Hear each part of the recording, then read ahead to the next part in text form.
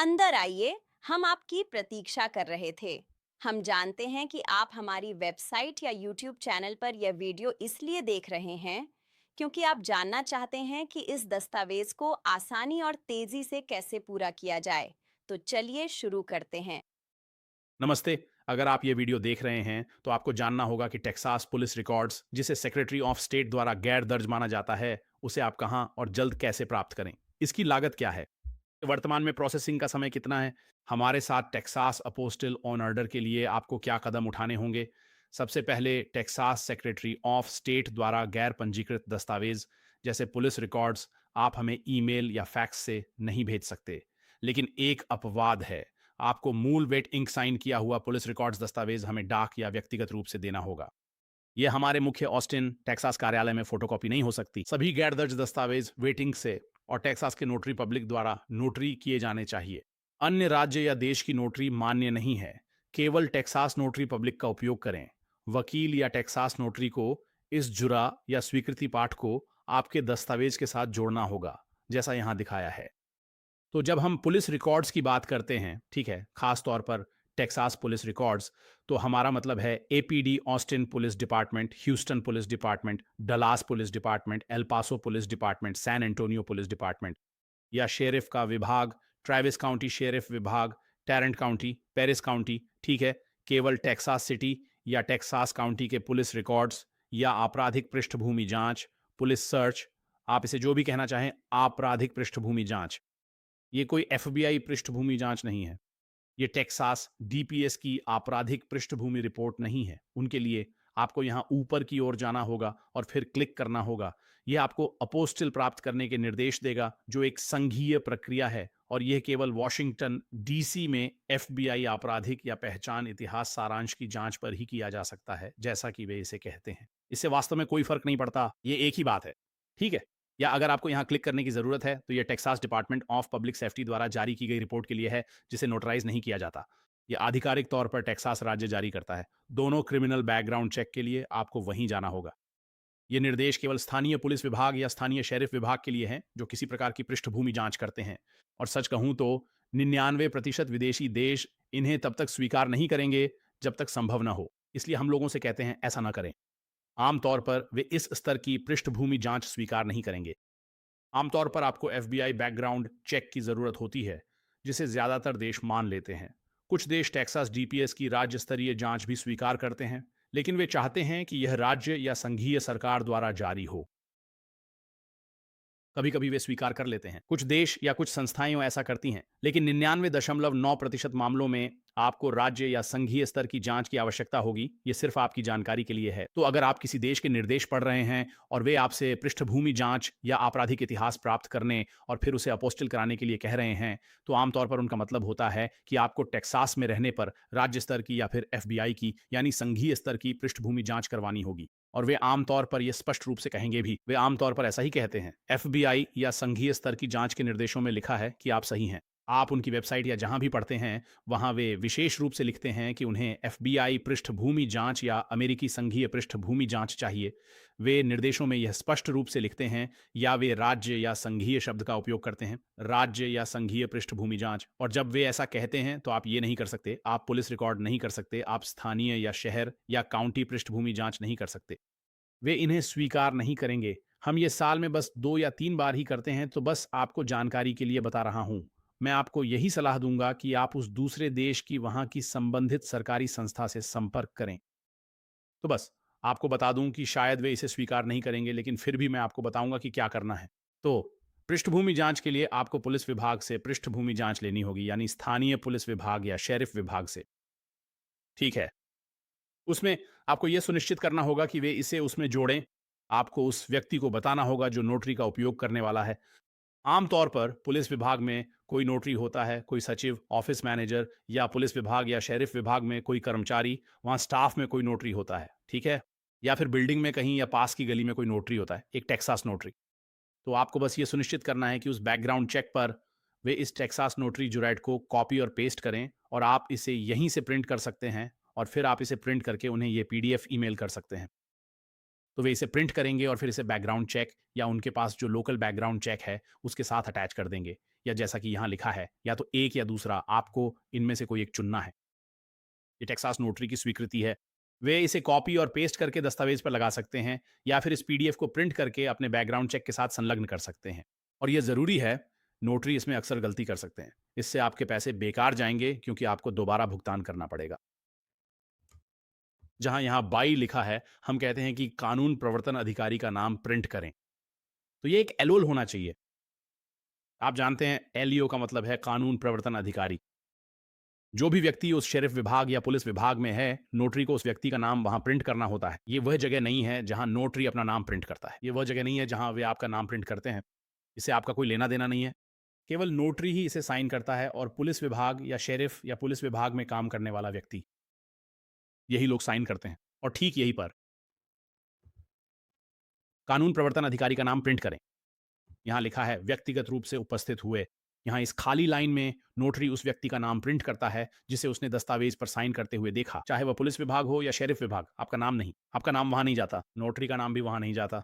वे लोग अक्सर इसे गलत कर देते हैं, इसलिए उन्हें जरूर बताएं कि यह कैसे करना है। आप टेक्सास ई नोटरी का उपयोग कर सकते हैं, जिसे ऑनलाइन या रिमोट नोटरी भी कहते हैं, ताकि आप अपने दस्तावेज जूम या वेब कॉन्फ्रेंसिंग से नोटराइज करवा सकें, भले ही आप टेक्सास या अमेरिका में ना हों।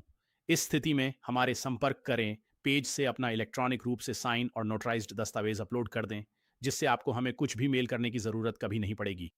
और इस पेज से हमारे संपर्क पेज पर जाने के लिए आपके पास 3 अलग-अलग तरीके हैं। आप यहाँ क्लिक कर सकते हैं, या आप यहाँ क्लिक कर सकते हैं, या आप यहाँ क्लिक कर सकते हैं। हमारे Texas apostle order form page पर, जिसे आप इस पेज के बिल्कुल नीचे दिए गए ऑर्डर फॉर्म बटन पर क्लिक करके एक्सेस कर सकते हैं, आपको online Texas apostle order form भरना होगा, फिर उसे प्रिंट करना होगा, और फिर उसे ड्रॉप ऑन ऑफ या मेल करना होगा। इसे हमें हमारे प्रीपेड रिटर्न फेडेक्स या यूपीएस शिपिंग लेबल के साथ मेल करें, ताकि हम आपके दस्तावेज आपको या किसी को भी भेज सकें। अगर आप ई नोटराइज करते हैं, तो आपको कुछ भी मेल या ड्रॉप करने की आवश्यकता नहीं। तो आपको करना यह है कि हमारी संपर्क पेज पे जाएं और वहां 3 दस्तावेज अपलोड करें। पहला दस्तावेज वो इलेक्ट्रॉनिक रूप से नोटराइज किया गया बैकग्राउंड चेक है, जो आपने प्राप्त किया है। तो यह इस बात पर निर्भर करता है कि वे इसे एक पेज पर रखते हैं या 2 पर। आपको इसे यहीं अपलोड करना होगा। अगर ये दूसरी पेज पे है, अगर आप इस पीडीएफ को प्रिंट करते हैं या इस पीडीएफ को, तो आपको 2 दस्तावेज अपलोड और स्कैन करने होंगे, या आमतौर पर ये बैकग्राउंड चेक केवल 1 पेज के होते हैं। कभी-कभी 2 पेज के भी हो सकते हैं, लेकिन बैकग्राउंड चेक जितना भी लंबा हो, और फिर ये पेज यहाँ जो नोटरी की स्वीकृति के साथ है, जिसे नोटरी ने नोटराइज किया है, और फिर आपको एक प्रीपेड रिटर्न फेडेक्स या UPS shipping label PDF format में अपलोड करना होगा। और फिर तीसरा, आप हमारे ऑर्डर फॉर्म पेज का पीडीएफ अपलोड कर सकते हैं। हमारे ऑर्डर फॉर्म पेज पर नीचे एक बटन होगा, जिस पे क्लिक करके आप प्रिंट कर सकते हैं। आपके कंप्यूटर या प्रिंटर सेटिंग्स में जहां आप प्रिंट करते हैं, वहां ड्रॉप डाउन मेनू में सेव एज पीडीएफ का विकल्प मिलेगा। आप उस ऑर्डर फॉर्म पेज को पीडीएफ के रूप में सेव करके हमारे संपर्क पेज पर अपलोड कर दें। इससे आपको कहीं जाने या उड़ान भरने की ज़रूरत नहीं पड़ेगी। आपको कुछ भी मेल करने की ज़रूरत नहीं है। आप सारी प्रक्रिया इलेक्ट्रॉनिक रूप से दुनिया में कहीं से भी कर सकते हैं। अब अगले स्टेप 2 पर चलते हैं, जो है शिपिंग निर्देश। मैं आपको बताऊंगा कि आप दस्तावेज हमें कैसे भेजेंगे और हम आपके पास दस्तावेज कैसे वापस भेजेंगे। तो दस्तावेज भेजने और प्राप्त करने की प्रक्रिया, शिपिंग लेबल कैसे बनाना है और आपको क्या करना है, इन सब पर चर्चा करेंगे। तो ये इस पर निर्भर करता है कि आप राज्य, संघीय या दूतावास स्तर के दस्तावेज ले रहे हैं, एपोस्टिल या तीनों ही। उदाहरण के लिए, अगर आप किसी नॉन हेग देश के लिए जा रहे हैं, तो आपको लीगलाइजेशन, जिसे दस्तावेज वैधीकरण या एटेस्टेशन प्रक्रिया कहा जाता है, से गुजरना होगा। और अगर ये राज्य स्तर का दस्तावेज है, जैसे कि जन्म प्रमाण पत्र, मान लीजिए वियतनाम या थाईलैंड के लिए, तो आपको इसे टेक्सास राज्य स्तर पर प्रमाणित कराना होगा, फिर अमेरिकी विदेश विभाग, और उसके बाद उस देश के दूतावास में। अब और ये तीसरा चरण है। तो मैं आपको विस्तार से ये सब बताऊंगा कि शिपिंग कैसे करनी है। तो अपने दस्तावेज हमें भेजने के लिए आमतौर पर केवल 2 तरीके होंगे। सबसे आसान तरीका, जो हम 99% लोगों को बताते हैं, वह है दस्तावेज हमारे ऑस्टिन पते पर मेल करना, जैसा ऑर्डर फॉर्म और शिपिंग निर्देशों में दिया गया है। या अगर आप ऑस्टिन क्षेत्र में रहते हैं, तो आप अपने दस्तावेज हमें खुद भी दे सकते हैं। फिर से, ये प्रक्रिया के बारे में नहीं बताता, जिसे हम तीसरे चरण में समझाते हैं। ये प्रक्रिया नहीं समझाता, चाहे आप मेल करें या खुद जमा करें। ये वॉक इन सेवा नहीं है। आप हमारे कार्यालय में आकर तुरंत अपोस्टिल लेकर नहीं जा सकते। Apostille Texas secretary on of state, US department on of state, या उस देश के दूतावास में किए जाते हैं। और हम सभी लीगलाइजेशन अपने डीसी कार्यालय में करते हैं। डीएनसी में सभी विदेशी दूतावासों के कार्यालय, जहां दुनिया के 99% विदेशी दूतावास स्थित हैं। तो अब मैं आपको बताऊंगा कि आपको क्या करना है। अगर आप अपने दस्तावेज हमें मेल करने जा रहे हैं, कृपया पोस्ट ऑफिस का उपयोग न करें। संयुक्त राज्य अमेरिका के पोस्ट ऑफिस का उपयोग न करें। वे लगातार दस्तावेज खो देते हैं। हर साल वे किसी कारण से अरबों डॉलर का नुकसान करते हैं। वे अयोग्य हैं, वे भरोसेमंद नहीं हैं, उनका उपयोग न करें। अपने दस्तावेज हमें मेल न करें या वापस भेजने के लिए न कहें, क्योंकि उनकी ट्रैकिंग खराब होती है। हम फेडेक्स के उपयोग की सलाह देते हैं, लेकिन आप यूपीएस भी चुन सकते हैं। और अगर आप यूरोप, दक्षिण या सेंट्रल अमेरिका में हैं, तो वहां डीएचएल काफी लोकप्रिय है, लेकिन फिर भी सबसे भरोसेमंद। हम जिनकी सिफारिश करते हैं और जिनके साथ हम हर दिन शिपिंग करते हैं और हम 10,000 से अधिक दस्तावेज भेजते हैं, हमारे क्लाइंट 6 महाद्वीपों पर हैं, अभी अंटार्कटिका नहीं पहुंचे, वह है फेडेक्स। वे अब तक सबसे भरोसेमंद हैं। अगर आप चाहते हैं कि आपके दस्तावेज न तो खराब हों और न ही खो जाएं, तो वे सबसे भरोसेमंद हैं। और अगर आप अमेरिका में दस्तावेज भेज रहे हैं, तो वे सबसे सस्ते भी हैं। और मैं आपको एक उदाहरण दूंगा। हम ऑस्टिन टेक्सास से अपने डीसी ऑफिस में शिपिंग करते हैं। ये टेक्सास के बीचों बीच है, जितना दूर आप देश के पार जा सकते हैं, अटलांटिक महासागर तक, वॉशिंगटन डीसी तक। हमें अपने डीसी ऑफिस में 2 दिन में फेडेक्स से दस्तावेज भेजने में $10 और 95 सेंट खर्च होते हैं। ऑफिस यूपीएस का इस्तेमाल करें तो भी उतना ही समय लगता है। इसकी कीमत $40 से अधिक है। पोस्ट ऑफिस का इस्तेमाल करें तो यह $20 से अधिक है, लगभग $23। ये दोगुने से भी ज्यादा है। तो अगर आप दस्तावेज भेज रहे हैं तो फेडेक्स, यूपीएस और पोस्ट ऑफिस की तुलना में बहुत सस्ता है, खासकर अगर आप इसे रात भर या 2 दिन में भेजना चाहते हैं। अधिकांश लोग ये नहीं जानते।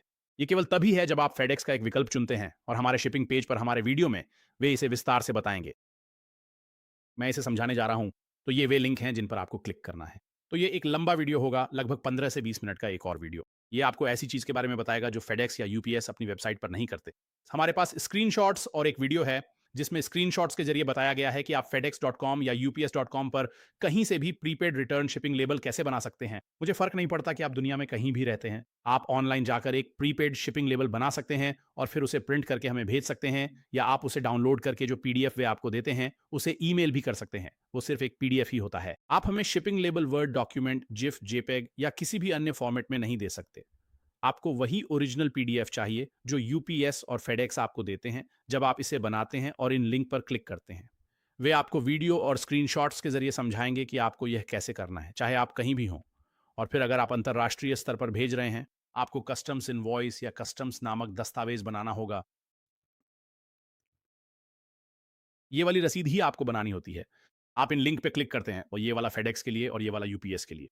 और हमारे पास आपके लिए पहले से भरा हुआ एक टेम्पलेट है जिसे आपको बस भरना है, फिर अपना नाम और तारीख लिखकर साइन करना है। बस इतना ही। ये आपके लिए पहले से ही तैयार किया गया है। फिर भी देश के अनुसार आमतौर पर इसकी जरूरत नहीं होती, लेकिन हम हमेशा एहतियात के तौर पर यह करते हैं। इंटरनेशनल शिपिंग या जब आप अमेरिका से बाहर दस्तावेज भेजते हैं, तो हम आपको ऐसा करने की सलाह देते हैं। जैसे मेक्सिको को फर्क नहीं पड़ता, पर आप फिर भी ये कर सकते हैं क्योंकि उन्हें फेडेक्स की परवाह नहीं है। दुनिया के अन्य देशों में कस्टम्स पर आपको यह सुनिश्चित करना होगा कि आपके पास जरूरी दस्तावेज हों। ठीक है। और फिर दूसरी सबसे बड़ी बात यह है कि आप शिपिंग लेबल पर हमारा नाम नहीं डाल सकते। मैं खुद को दोहरा रहा हूं। आप हमारे नाम, फोन नंबर या पता को कहीं भी अपनी शिपिंग पर नहीं डाल सकते जब हम इसे आपको वापस भेज रहे हों। यह आपके पास भेजने के लिए है। तो हमने आपके दस्तावेज का अपोस्टिल कर दिया है, और अब आप चाहते हैं कि यह आपको किसी लॉ फर्म, किसी अन्य देश, दोस्त, परिवार, सहकर्मी, कंपनी या सरकारी संस्था को वापस भेजा जाए, जहां भी आप चाहें कि हम इसे भेजें। आप एक प्रीपेड शिपिंग लेबल बना रहे हैं। आप ही आयातक हैं और आप ही शिपर हैं, तो आप उस पर हमारा नाम नहीं डाल सकते, क्योंकि अगर ये कस्टम्स से गुजरता है तो हमें इसका बिल आ जाएगा, और हमें सच में इसका बिल आता है, सैकड़ों डॉलर का। ये हमारा नहीं है। इसलिए अगर आपने उस पे हमारा नाम डाला तो हम आपके दस्तावेज आपको वापस नहीं भेजेंगे। इसे ऐसे सोचिए जैसे आप किसी को लिफाफा भेज रहे हैं। संयुक्त राज्य अमेरिका में ऊपर बाईं ओर आप प्रेषक का पता डालते हैं। मतलब अगर आपने जिस पते पर भेजा है वो गलत है या पोस्ट ऑफिस उसे डिलीवर नहीं कर सकता, तो वे वो डाक आपको वापस भेज देंगे। यही हम आपसे मांग रहे हैं। आप उस पर हमारा पता नहीं डाल सकते। आपको कोई भी पता डालना होगा। ये फ़र्क नहीं पड़ता कि वह क्या है। आप अपने दोस्त, परिवार के सदस्य, सहकर्मी या किसी व्यवसाय का पता डाल सकते हैं। कोई फ़र्क नहीं पड़ता। बस आप हमारी जानकारी उस पर नहीं डाल सकते। बस अपना पता लिखें। आप अपना पता टू और फ्रॉम दोनों जगह लिख सकते हैं। उदाहरण के लिए, आप इसे यूरोप वापस भेजना चाहते हैं। मान लीजिए आपके दोस्त या परिवार अमेरिका में हैं। आप बस उनका पता इस्तेमाल कर सकते हैं। फिर से, ये केवल तब है जब आपकी डाक आपको वापस लौटाई जाती है। वापसी के लिए एक पता चाहिए, या कस्टम्स के लिए उनके पास पता होना चाहिए, ताकि शुल्क न देने पर वे बिल भेज सकें। फिर से, इससे सच में कोई फर्क नहीं पड़ता। आप बस हमारा पता नहीं डाल सकते। ये बहुत आसान है। और फिर से, इन दोनों में आप इस पर क्लिक करेंगे, हम बताएंगे कि इसका क्या मतलब है और इसे कैसे करना है। जब आप फेडेक्स या यूपीएस पर पहुंचते हैं, जब आप ऑनलाइन ये कर रहे होते हैं, तो वे पूछेंगे ये कहां से भेजा जा रहा है। आप वहां हमारा पता या फोन नंबर नहीं डाल सकते। ये बहुत आसान है। लोग रोज ऐसा करते हैं। लोग कहते हैं हम नहीं कर सकते, आप कर सकते हैं। आप इसे गलत कर रहे हैं। हमारे निर्देश माने, इसे ऑनलाइन करें। फेडेक्स या यूपीएस स्टोर न जाए, क्योंकि अक्सर उन्हें पता नहीं होता कि वे क्या कह रहे हैं। इसे ऑनलाइन ही करें। हमारे लिए ये हर दिन दुनिया के हर देश से किया जाता है। आप ऑनलाइन लेबल बना सकते हैं, पर हमारा पता बिना इस्तेमाल किए, क्योंकि आप खुद लेबल बना रहे हैं और पेमेंट भी आप ही कर रहे हैं। हम नहीं। हम तो बस आपके लिए फेडेक्स, यूपीएस या डीएचएल में इसे जमा करवा रहे हैं। तो आप हमारे कार्यालय का पता नहीं डाल सकते, क्योंकि फिर तकनीकी रूप से फेडेक्स, यूपीएस या डीएचएल की नज़र में हम ही वास्तविक आयातक बन जाते हैं। हम ही शिपर बन जाते हैं। क्या आप समझ रहे हैं? सारी ज़िम्मेदारी, कानूनी ज़िम्मेदारी हमारी कंपनी पर आ जाती है और हमारी कानूनी नीति, हमारी कंपनी की नीति के अनुसार हम ऐसा नहीं कर सकते। इसलिए शिपिंग लेबल पर हमारा पता बिल्कुल ना डालें। ये बहुत महत्वपूर्ण है, क्योंकि हम इसे बिल्कुल भी शिप नहीं करेंगे। हम इसे वापस नहीं करेंगे। हम संपर्क करके नया शिपिंग लेबल माँगेंगे। इंटरनेशनल ऑर्डर पर हमारा पता, फ़ोन या नाम डालना गलत है। अगर ये खास तौर पर अंतर्राष्ट्रीय भेजा जा रहा है, तो हम इसे वापस नहीं भेजेंगे। तो ये बहुत महत्वपूर्ण है। अगर आप समय की कमी में हैं और आपको ये दस्तावेज़ जल्दी चाहिए, तो नया लेबल बनवाने और हमसे संपर्क करने में आपको कई दिन की देरी हो सकती है। इसलिए कृपया इन निर्देशों का पालन करें और इस प्रीपेड शिपिंग लेबल पर हमारा नाम, पता या फ़ोन नंबर न डालें। तो हाँ, शिपिंग के बारे में मूल रूप से इतना ही है। फिर से कह रहा हूँ, बहुत आसान है। फिर से, अगर आप हमें दस्तावेज़ जमा कराने आ रहे हैं, आप हमें दस्तावेज़ जमा कर सकते हैं। साथ ही एक प्रीपेड शिपिंग लेबल दें, ताकि हम उन्हें वापस भेज सकें। यदि आप खुद आकर जमा करते हैं पर वापसी डाक से चाहते हैं, तो यह संभव है। बहुत से लोग ऐसा भी करते हैं। आप ऑनलाइन जाकर अपना शिपिंग लेबल बनाएं और जब आप हमारे केंद्र पर आते हैं, तो दस्तावेज़ जमा कर दें। फिर उसी दिन या अगले 1-2 दिनों में, जैसा कि हम तीसरे चरण में देखेंगे, विदेश मंत्रालय इन्हें कब तक जारी करता है, या फिर संघीय सरकार या दूतावास को, तो हम इसे आपको वापस भेज देंगे। बस इतना ही। धन्यवाद। ये तीसरा चरण है। मैं आपको हमारी मौजूदा मूल्य सूची के बारे में बताऊंगा। और अगर आप हमें दस्तावेज़ जमा करने के लिए आ रहे हैं, तो हमारी वर्तमान प्रोसेसिंग समय सीमा, जो आज 30 नवंबर 2025 की है, वही बनी रहेगी। तो कैसे? अगर आप हमें दस्तावेज़ जमा करने आ रहे हैं, तो आपको क्या करना होगा कि आपको हमारा ऑन ऑर्डर फॉर्म ऑनलाइन भरकर प्रिंट करना होगा। आपको यहाँ नीचे क्लिक करना है, ठीक यहीं। इस पर क्लिक करने से आप हमारे ऑन ऑर्डर फॉर्म पेज पर पहुँच जाएँगे और यही फॉर्म आपको ऑनलाइन भरना है और फिर उसे प्रिंट करना है। वहाँ एक और वीडियो भी है जो आपको बताएगा कि ऑर्डर फॉर्म कैसे भरना है और बाकी सारी जानकारी देगा। तो अगर आप हमें डाक से भेजने जा रहे हैं, अपने दस्तावेज़ हमें भेजने जा रहे हैं, जैसा कि ज़्यादातर लोग करते हैं। आप हमारा ऑर्डर फॉर्म प्रिंट करते हैं और फिर उसे अपने दस्तावेज़ों के साथ, जैसा कि हमने स्टेप 2 में बताया है, हमें भेजते हैं। अगर आप अपने दस्तावेज़ हमें खुद आकर देने वाले हैं, तो इससे प्रक्रिया तेज़ नहीं होती और मैं इसके बारे में आगे बताऊँगा। अगर आप हमारे ऑस्टिन ऑफिस में दस्तावेज़ जमा करने जा रहे हैं, जो कि हमारा एकमात्र स्थान है, ना ह्यूस्टन, ना डलास, सिर्फ हमारा ऑस्टिन ऑफिस, तो आप वहाँ अपने दस्तावेज़ जमा कर सकते हैं। तो अगर आप ऑस्टिन क्षेत्र में रहते हैं, तो आपको हमारा ऑन ऑर्डर फॉर्म प्रिंट करना होगा और फिर उसे अपने दस्तावेज़ों के साथ लेकर आना होगा। अब मैं आपको हमारे कट ऑन ऑफ टाइम्स के बारे में बताने जा रहा हूँ। तो सेम डे सर्विस का मतलब है कि हम आपके कानूनी दस्तावेज़ टेक्सास सेक्रेटरी ऑफ स्टेट के पास उसी दिन फाइल करेंगे। अगर हमें आपके दस्तावेज़ दोपहर 12 बजे तक मिल जाते हैं, सेंट्रल स्टैंडर्ड टाइम के अनुसार, सोमवार से शुक्रवार तक, किसी भी बड़े संघीय या राज्य अवकाश को छोड़कर, तो जब भी सेक्रेटरी ऑफ स्टेट का दफ्तर खुला रहता है और वे सिर्फ संघीय और राज्य अवकाशों के अलावा भी कई दिनों के लिए बंद रहते हैं, जैसे इस साल 4 जुलाई के लिए। वे 4 जुलाई के बाद वाले सोमवार को बंद थे। वह कोई संघीय अवकाश नहीं था। और इस हफ्ते थैंक्सगिविंग से पहले बुधवार को भी वे बंद थे और वह भी कोई संघीय अवकाश नहीं था। या वे ब्लैक फ्राइडे को भी बंद रहते हैं, जो कोई संघीय अवकाश नहीं है। इस हफ्ते वे 3 दिन बंद हैं और क्रिसमस पर भी वे 3 दिन बंद रहेंगे। उन्होंने क्रिसमस ईव से पहले के दिन की घोषणा की है। क्रिसमस ईव संघीय अवकाश नहीं है, पर जब भी वे बंद होते हैं, हम आपके दस्तावेज फाइल नहीं कर सकते। बस यह ध्यान रखें कि टर्न अराउंड समय के लिए राज्य सचिव का कार्यालय खुले बिना कोई भी कंपनी आपके दस्तावेज दाखिल नहीं कर सकती। तो मैं बस इस बारे में स्पष्ट रहना चाहता हूं। तो अगर हमें आपके दस्तावेज सोमवार से शुक्रवार, जब वे खुले होते हैं, दोपहर 12 बजे तक सेंट्रल स्टैंडर्ड टाइम मिल जाते हैं, तो हम गारंटी देते हैं कि अगर हमें वे 12 बजे तक मिलते हैं, तो हम उन्हें टेक्सास राज्य में दाखिल कर देंगे। फिर उनकी टर्न अराउंड टाइम्स पर निर्भर करता है, जो बदलती रहती हैं। हम इसका नियंत्रण नहीं करते। कोई भी कंपनी, कोई भी व्यक्ति यह नियंत्रित नहीं कर सकता कि वे कितनी जल्दी उन्हें प्रोसेस करेंगे अभी के लिए, और हम इसे हर महीने बदलते हैं। जैसे अभी कुछ घंटों में ये दिसंबर 2025 में बदल जाएगा। तो अगर आप यह वीडियो भविष्य में 2026 या 2027 में देख रहे हैं, तो इस वीडियो में जो भी दिख रहा है उसे भूल जाइए। इस पेज पर जो भी लिखा है वही वर्तमान में सेक्रेटरी ऑफ स्टेट के लिए टर्न अराउंड टाइम है। और मैं इसे हमारे उदाहरणों के साथ समझाऊंगा। तो अभी नवंबर 2025 में सेक्रेटरी ऑफ स्टेट को दस्तावेजों पर अपोस्टिल जारी करने में 0 से 2 कार्य दिवस लगते हैं। और मैं समझाऊंगा कि 0 दिन का क्या मतलब है। ठीक है, तो हम यहाँ कुछ परिदृश्य देते हैं। तो अगर हमें आपका कागजात डाक द्वारा या दोपहर 12 बजे तक ड्रॉप ऑन के जरिए मिल जाता है, तो हम आपके दस्तावेज फाइल कर देंगे। तो ये संभव है, हालांकि संभावित नहीं है कि सेक्रेटरी ऑफ स्टेट आपके दस्तावेज पर उसी दिन अपोस्टिल जारी कर दें। तो सैम डे का मतलब है 0 दिन, यानी अगर हमें आपका दस्तावेज उसी दिन दोपहर या उससे पहले मिल जाता है, तो हम उसी दिन उसे फाइल करेंगे और वे उसी दिन अपोस्टिल जारी कर सकते हैं। हम उसी दिन आपको दस्तावेज वापस भेज देंगे, यही 0 दिन है। या फिर हमारे फाइल करने के बाद उन्हें अपोस्टिल जारी करने में 2 कार्य दिवस तक भी लग सकते हैं। ठीक है, तो अब मैं हमारे उदाहरण समझाने जा रहा हूं। तो परिदृश्य 1 में हमें आपके दस्तावेज सोमवार को हमारे दोपहर सेंट्रल स्टैंडर्ड टाइम की कट ऑन ऑफ टाइम से पहले या ठीक उसी समय मिल जाते हैं और फिर हम उसी दिन उसे फाइल कर देते हैं। सेक्रेटरी ऑफ स्टेट आपके दस्तावेजों पर उसी दिन अपोस्टल जारी कर सकते हैं, जो कि 0 दिन है, या फिर वे अगले कार्य दिवस में भी कर सकते हैं, जो 1 या 2 कार्य दिवस हो सकते हैं। तो सबसे खराब स्थिति में ना आपको दस्तावेज बुधवार को मिल जाएगा और उसी दिन आपको वापस भेज दिया जाएगा। तो ये आपका सबसे अच्छा परिदृश्य है। अगर हमें आपका दस्तावेज 12 बजे तक मिल जाता है, ठीक है। दूसरा उदाहरण ये है कि अगर हमें आपका दस्तावेज दोपहर सेंट्रल टाइम के बाद मिलता है, तो अगर आप हमें ये भेजते हैं और हमें ये दोपहर में यूपीएस, फेडेक्स या डीएचएल से मिलता है, या आप इसे हमारे ऑफिस में 2, 3, 4 या 5 बजे से पहले छोड़ते हैं, हमारे पास लोग होते हैं जो सोमवार शाम 5 बजे से पहले भी दस्तावेज छोड़ जाते हैं। तो हम इसे अगले कार्य दिवस में ही फाइल कर पाएंगे और फिर वे उसी दिन इसे जारी भी कर सकते हैं। ये 0 दिन हुआ, वे इसे अगले कार्य दिवस में यानी 1 दिन या 2 कार्य दिवसों में भी जारी कर सकते हैं। तो सबसे खराब स्थिति में हम इसे उठा सकते हैं और उसी गुरुवार को आपको वापस भेज सकते हैं।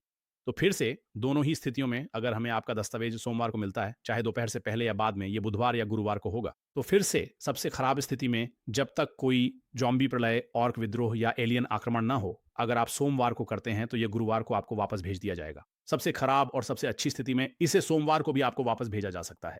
तो बस इसे एक बार फिर से समझ लेते हैं। मैं इस बात पे जोर देना चाहता हूँ, अगर आप हमारे मुख्य कार्यालय ऑस्टिन में आकर अपने दस्तावेज जमा करते हैं, तो यह प्रक्रिया को तेज नहीं करता, बजाय इसके कि आप उन्हें डाक से भेजें। इससे कोई फ़र्क नहीं पड़ता कि हमें ये दोपहर से पहले या बाद में ड्रॉप ऑन के ज़रिए मिलते हैं या मेल द्वारा, प्रोसेसिंग का समय उतना ही रहेगा। बहुत से लोग हमारी वेबसाइट नहीं पढ़ते, हमसे संपर्क नहीं करते और ये सोच कर आते हैं कि काम उसी दिन हो जाएगा, और ये संभव नहीं है क्योंकि ये विदेश मंत्री का मामला है। ये उन पर है, वे तय करेंगे कि इसे उसी दिन, अगले दिन या 2 दिन बाद जारी करना है।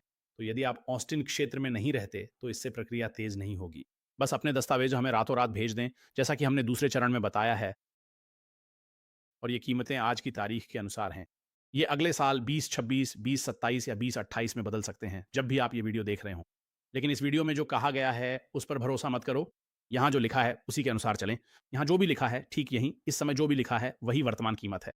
तो पहले दस्तावेज के लिए, अगर आपको एक दस्तावेज को सेक्रेटरी ऑफ स्टेट से अपोस्टिल करवाना है, तो उसकी कीमत $95 है और इसमें सभी फाइलिंग शुल्क शामिल हैं।